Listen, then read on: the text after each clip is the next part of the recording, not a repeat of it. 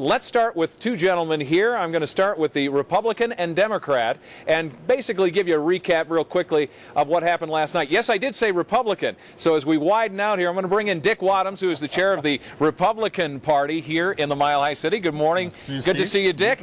And you met this gentleman yesterday, Mark Levine.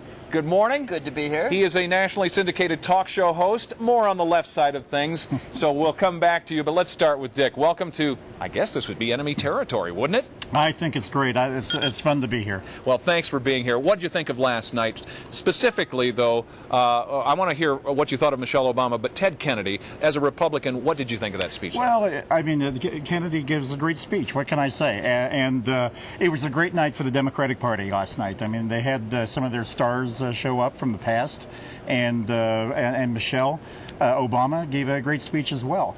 Nobody addressed the fundamental question, though, that needs to be answered at this convention: is Barack Obama ready to be president? That question, the answer is no. Well, don't you think they're going? I mean, it's only day one, though. Don't you think they'll get to that at some point? No, here? I don't. I think we're going to see a great show for 4 days, but it will not fundamentally answer the question: is Barack Obama ready to be president? And the answer is no.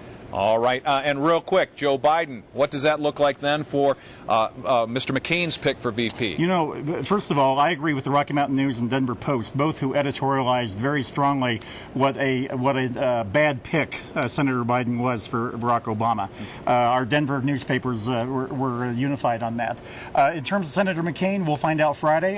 There are a lot of great potential VP candidates, and looking forward to whoever he picks. Well, as we start the 7 o'clock hour, Mark Levine, jump in here. That's the Republican view of things right now. Obviously, you would disagree. Well, you know, what's interesting is that most Americans already support Barack Obama on the issues. If you look at it, 70% plus of Americans don't like the direction the country is going, and they don't want John McCain just to continue Bush's policies, privatizing Social Security and things like that, giving us 100 years of war in Iraq. So, because Americans already support Obama on the issues, last night was about personality. It was about learning who he was as a person. And to me, Michelle Obama really brought up, this is a family guy. These are people from humble beginnings who live the American dream. You know, the Republicans want to classify Obama as some kind of elitist. Really, that's just code word for uppity. They don't like that a humble person can achieve so much. And, you know, John McCain marries the beer heiress. He gets millions of dollars. It's very strange for me.